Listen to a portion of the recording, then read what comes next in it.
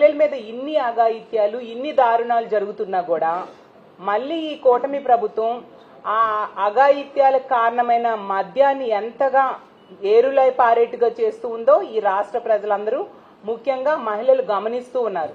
దాని మీద తీవ్రంగా వ్యతిరేకత మహిళల్లో అప్పుడే ప్రారంభమైన పరిస్థితి మనం చూసాం.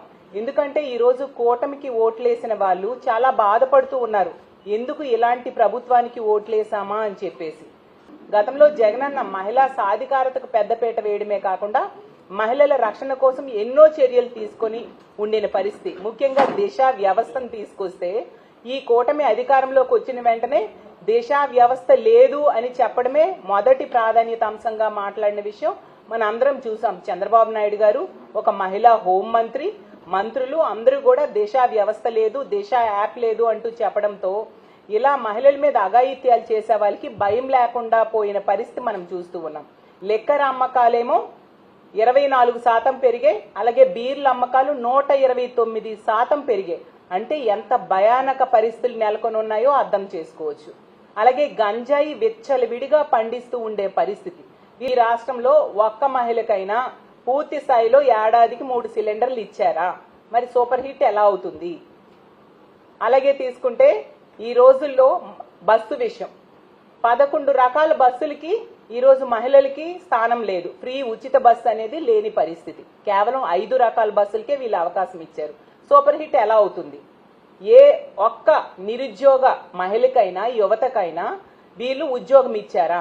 మరి వాళ్ళ మొదటి సంతకమే నిరుద్యోగ భృతి 20 లక్షల ఉద్యోగాల మీద పెట్టారు కదా.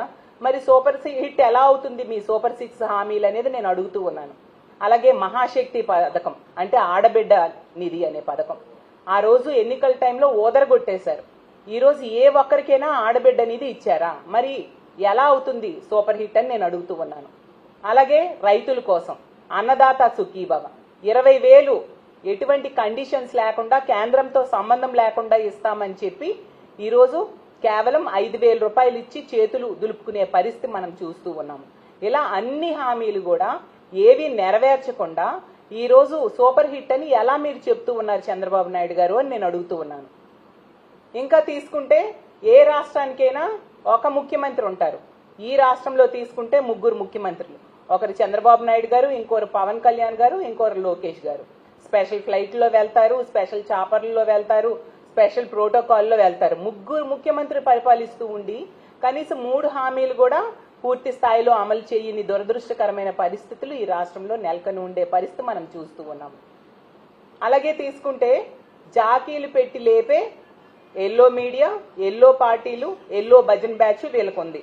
దానివల్ల నిత్యం వీళ్ళు పొగుడుకుంటూ చంద్రబాబు నాయుడు గారి పాలన గురించి ఎంతగానో గొప్పలు చెప్తూ వాళ్ళు చెప్పుకుంటూ ప్రజలను మభ్యపెట్టడానికి ఇప్పుడు కూడా ట్రై చేస్తూ ఉన్నారు. వీళ్ళది మంచి ప్రభుత్వం అంట, అలాగే తీసుకుంటే డబుల్ ఇంజన్ సర్కార్ అంట, అలాగే విజనరీ ప్రభుత్వం అంట, అలాగే సంపద సృష్టించే ప్రభుత్వం అంట, అలాగే కళల రాజధాని నిర్మించే ప్రభుత్వం అంట, మహిళా సాధికారత ఇచ్చే ప్రభుత్వం అంట, అలాగే ఆడబిడ్డలను రక్షించే ప్రభుత్వం అంట. కానీ ఈ రాష్ట్రంలో ఏ మహిళను అడిగినా కూడా ఇది మంచి ప్రభుత్వం కాదు, ముంచే ప్రభుత్వం అని చెప్తూ ఉన్నారు. అలాగే సూపర్ హిట్ పాలన కాదు, శుద్ధ దండగ పాలన అని చెప్తూ ఉండే పరిస్థితి.